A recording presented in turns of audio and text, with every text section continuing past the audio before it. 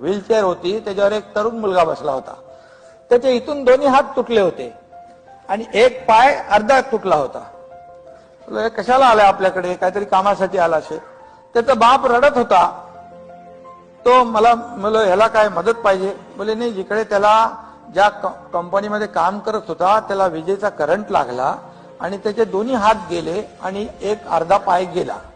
त्यांना तुम्ही सांगा की आमचं कुटुंब वाऱ्यावर आलंय आणि आम्हाला याचा जो काही नुकसान भरपाई ती दिली पाहिजे.